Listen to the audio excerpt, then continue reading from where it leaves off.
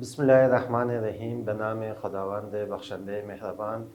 سلام دوستان، طرفداران و بینندگان شبکه یوتیوب افغان تعلیمی اکادمی. امید این که جور و صحتمند باشید.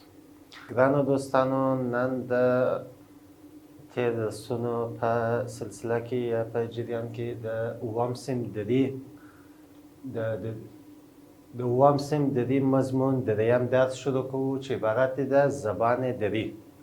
په شروع کې لغتونه وایو، د هغه وروسته درس او په پای کې ګرامر. هیله ده تر پای پورې زموږ سره ملګرتیا وکړئ. کلمات درس سوم: فرا گرفتن معنا ازده کول، کوتاه معنا لند، مهد معنا زنګو، تکلم معنا خبرې کول، زمانه وختونه، اوایل په شروع کې، نامیدن نومول، پرورش روزنه، سرزمین وطن، برخاسته راولاد سوی، معروف مشهوره، اشک اوشکی، وسیع پراخ، صغیر کوچنی، مسما نومول سوی، تحول بدلون، دگرگون بدلیدل، آنسو هاخوا، رشد وده، انکشاف پراختیا، کرانه د سمندر غاړه، احتوا چاپیره کول، درازه اوږدوالی، سواحل د سمندر غاړې، سخنوران شاعران، سلطنت پاچاهي، ګوناګون بیلابیل، شګوفایي پراختیا د غوړېدلو په معنا هم راځي، مخفف لنډ سوي، مرور زمان د وخت په تېرېدو، مبدل بدلیدل، سقلت ستونزمن، منحصر ځانګړي کول، ګوینده ویونکي، شنونده اورېدونکي، برازنده ارزښتناک، بیانگر ښکاره کوونکي او بیانونکي دواړو ته ویل کیږي. رابسو درس ته. در زمانه‌های خیلی قدیم زبان دری را به نام‌های پارتی، پرسوی و پهلوی یاد می‌کردند. ډېر پخوا وختونو کې خلک د دې ژبه په بېلابېل نومونو باندې یادوله، لکه پارتی، پرسوی او پهلوی. اما در اوایل دوره اسلامی این زبان را جای فارسی، جای دری و جای دیگر فارسی دری می نامیدند. خو کله چې اسلامي حکومتونه په افغانستان کې رامنځته کیږي، بیا نو خلک په بېلابېل سیمو کې د دې ژبه په فارسي او دری او په ځینې ځایونو کې په فارسي دری باندې یادوي. دانشمندان مهد پیدایش و پرورش زبان فارسی دری را بلخ و باختر و سرزمین‌های دو طرف دریای امو می‌دانند. اکثر پوهان د دې ژبې بنسټ ایښودلو ځای یا د شروع کېدو ځای او د روزنې ځای چې دی بلخ، باختر او د امو سیند شاوخوا سیمې وایي. برخی از دانشمندان، ځینې دانشمندان عقیده دارند، دا عقیده و باور لري که زبان دری برخواسته از پهلوی اشکانی است. ځینې پوهان دا عقیده و باور لري چې د دې ژبه د پهلوي اشکاني څخه اخیستل سوي دي، چون مؤسس خانواده باختری بلخ ارشک یا اشک نام داشت. ځکه چې د اشکانیانو بنسټ ایښودونکي چې و نوم اشک و. اشک لغوي معنی چې دی اوشک ته ویل کیږي.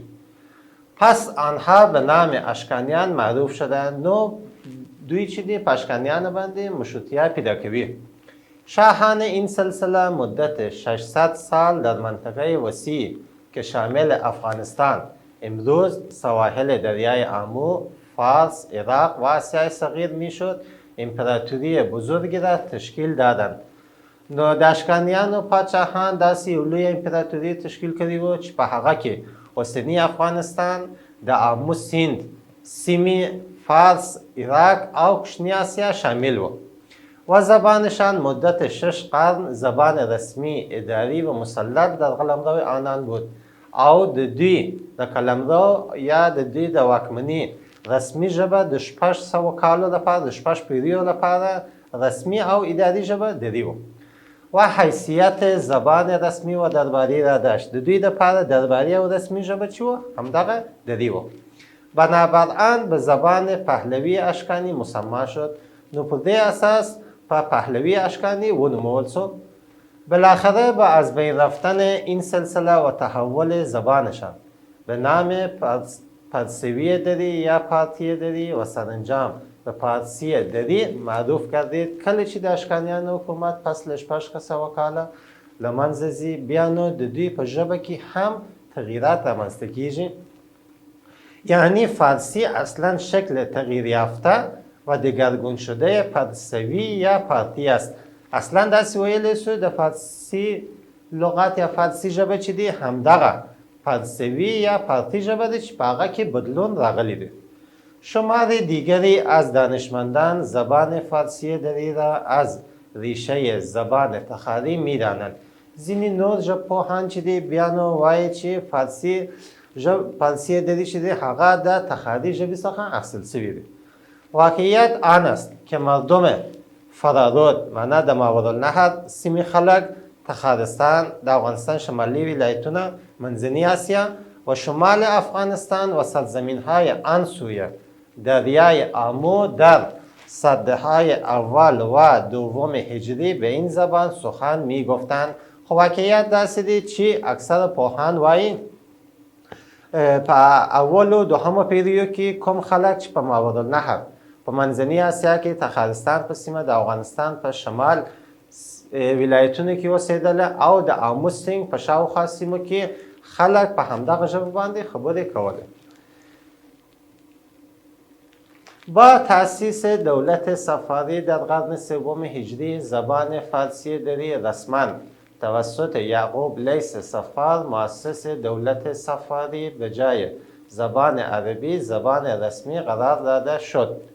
د هغه وروسته په 3 هجري پیړۍ کله چې د صفویانو حکومت رامنځته کیږي د صفویانو بنسټ ایښودونکي یعقوب لیث صفار راولاړیږي د عربي ژبې پر ځای دری ژبه رسمی ژبه اعلانوي و از آن به بعد در دربارهای سامانی، غزنوی، سلجوقی، تیموری، مغولی هند، دولت عثمانی و آسیای صغیر رشد و انکشاف نمود.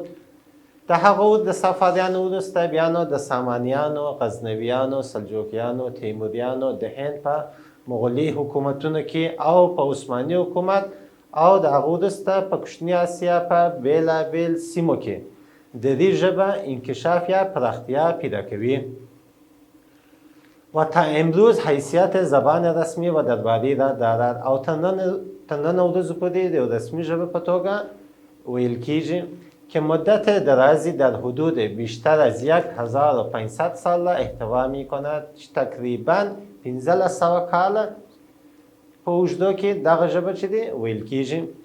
رفته رفته زبان فارسی دری از یوگسلاویا و کرانه‌های رود دانیوب تا گنگا در سواحل هندوستان زبان شعر، ادب، سیاست و تجارت گردید. کرا کرا د دې ژبه د یوګسلاویا د منځني اروپا څخه نیولې بیا نو د دانیوب تر سیند پورې او د هندوستان تر سواحل پورې بیا نو د شعر، ادبیات، سیاست، تجارت او فرهنګ ژبه ټاکل کیږي و دانشمندان، سخنوران، شاعران و فیلسوفان در طول تاریخ آثار نظم و نثر فراوانی به این زبان آفریدند. بیا نو دانشمندان، پوهان، سخنوران، شاعران، لیکونکي شاعران، فیلسوفان بیا نو په همدغه د دې ژبې باندې ډېر ښکلي نظم او نثر اثر جوړوي. البته مردمان و اقوام مختلف و سلطنت‌های گوناگون نیز در گسترش و شکوفایی آن کوشش بسیار کردند. خو دا باید چې وویل سي بېلابېل ولسونه او بېلابېل قومونه او بېلابېل پاچاهان توانېدلي دي چې د دغه ژبې په پراختیا او پرمختګونو کې هلې ځلې او کوششونه وکړي. در مورد این که چرا نام این زبان را دری گذاشتند دا چې د دې ژبې ته ولې دري وایي. نظریات گوناگونی وجود دارد، بېلابېل نظرونه وجود لري، شتون لري. بعضی آن را به دره نسبت میدهند. ځینې خلک وایي د دې ژبه د دره د کلمې څخه اخیستل شوې دي، یعنی زبان دره‌ای و زبانی که در دره تولد یافته، معنی هغه ژبه چې په درو کې پیدا شوې دي او پرمختګ کړی دی. و مردم دره بدان سخن میگفتند. کوم خلک چې په درو کې اوسېدله د هغوی رسمی ژبه دري و. برخی دیگر آن را به دربار و درگاه نسبت دادند. ځینې خلک وایي د دې ژبه د دربار یا درگاه کلمې څخه اخیستل شوې دي، زیرا زبان دربار پادشاهان و زبان طبقه حاکم بوده، ځکه چې د پاچاهانو د دربارونو رسمی ژبه دري و. گروه دیگری از دانشمندان آن را مخفف زبان تخاری میدانند. ځینې نور پوهان بیا نو وایي چې د دې ژبه د تخاری ژبه لنډ شوې کلمه ده، یعنی د دې ژبه د تخاری ژبې څخه اخیستل شوې دي که به مرور زمان به تحری مبدل گردیده است، چې د وخت په تېرېدو سره تخاری په تحری باندې بدل شوي دي. سپس چون یکجا شدن حروف ت و ه قبل از حروف ر در زبان ایجاد ثقلت نموده، دا چې ت او ه سره یو ځای کو او د ر د مخه راسي، دلته په ویلو کې ستونزه پیښیږي. بیا نو آن را به دال مبدل کردند، بیا نو راولاد شوي دي، هغه ر په هغه ت و ه په دال سره بدل کړي دي. که واژه دری به میان آمده و نام این زبان گردیده است. دری کلمه لاسته راغلی دی او دغه ژبه په دری باندې نومول شوی دی. امروز زبان فارسی دری تنها در کشورهای افغانستان، ایران و تاجیکستان منحصر نمانده، بلکه در بسیاری از کشورهای آسیایی، اروپایی و آمریکایی بیشتر از 160 میلیون تن گوینده و شنونده داشته و از شمار زبانهای زنده و برازنده جهان به شمار می رود. نن ورځ د دې ژبه یوازې په دغه دوه هیوادونو کې نه ویل کېږي چې عبارت د افغانستان، ایران او تاجیکستان. نن ورځ په بېلابېل آسیایي هیوادونو کې، اروپایي هیوادونو او امریکایي هیوادونو کې اضافه تر 1.8 میلیونه کسان ویونکي او اوریدونکي لري او د نړۍ په هغه ارزشناکه او ژوندۍ ژبو کې شمیرل کېږي. باید گفت که زبان فارسی دری را در افغانستان به نامهای دری باید چې وویل سي فارسی دری ژبه په افغانستان کې په دری باندې مشروطیت لري. در ایران به نام فارسی د ایران خلک په فارسی باندې پیژني و در تاجیکستان به نام تاجیکی یاد میکنند او تاجیکستان خلک همدغه ژبه په تاجیکی باندې یادوي. اما حقیقت این است که دری، فارسی و تاجیکی همان زبان واحد فارسی دری است. دا باید چې وویل سي که څه دري وي که څه فارسي او تاجیکي درې سره یوه ژبه ویل کېږي، نه سه زبان دا مختلفې ژبې نه ویل کېږي. و نامهای دری، فارسی و تاجیکی نشان دهنده موقعیت جغرافیایی این زبان است.